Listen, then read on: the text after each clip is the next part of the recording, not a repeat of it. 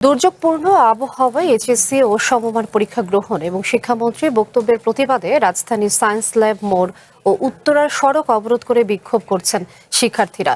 এতে সড়কের দুপাশে যান চলাচল বন্ধ হয়ে যায়, সৃষ্টি হয় তীব্র যানজট।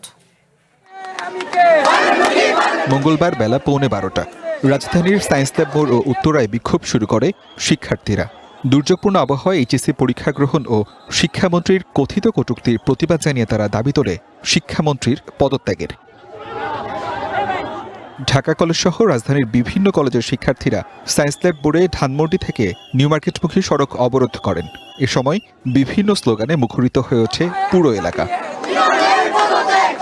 এতে সড়কের দুপাশে যান চলাচল বন্ধ হয়ে যায়, সৃষ্টি হয় তীব্র যানজট। বাস, ব্যক্তিগত গাড়ি, সিএনজি চালিত অটোরিকশা সহ বিভিন্ন যানবাহন আটকে পড়ে। সাধারণ মানুষকে ভোগান্তিতে পড়তে হয়। অনেক যাত্রীকে হেঁটে গন্তব্যে যেতে দেখা যায়। আমরা পরীক্ষা এই আবহাওয়ায় পরীক্ষা দিতে পারতেছি না। আমরা ফার্মের মুরগি, ওনারা নাকি কাদা পানিতে বা হাঁটু সমান পানি নিয়ে, গলা সমান পানি নিয়ে পরীক্ষা দিতে গেছে। ওনার কমিটমেন্ট হচ্ছে এইগুলা। ওনার মাইন্ডসেট হচ্ছে 2002 সালের মাইন্ডসেট। আর বাট বাংলাদেশ 2002 সালে পড়ে নাই, এখন 2026 সাল। আমাদের দাবি মূলত একটা, প্রথম দাবি হলো প্রধান শিক্ষামন্ত্রীর পদত্যাগ। পরে বেলা 1:30টার পর আন্দোলনকারীরা সায়েন্স ল্যাব বোর্ড ছেড়ে ঢাকা শিক্ষা বোর্ড ঘেরাও করে। এ সময় বোর্ড থেকে আলোচনার জন্য অনুরোধ জানালে শিক্ষার্থীরা তা প্রত্যাখ্যান করেন।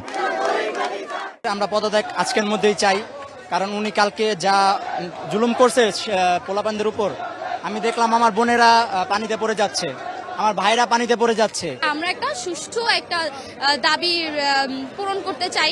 আমাদের সেই দাবিগুলো আপনারা গ্রহণ করুন এবং আমরাও কোনো ঝামেলা তৈরি করব। সবকিছু মিলিয়ে আমরা এখানে আছি নিরাপত্তার স্বার্থে আর কি, যাতে কোনো আইন শৃঙ্খলা জড়িত কোনো ঘটনা না ঘটে। এদিকে রাজধানীর উত্তরার বিএনএস সেন্টারের সামনে একই দাবিতে রাস্তা অবরোধ করে আন্দোলনকারীরা। আসিফ খান, ওয়ান নিউজ, ঢাকা।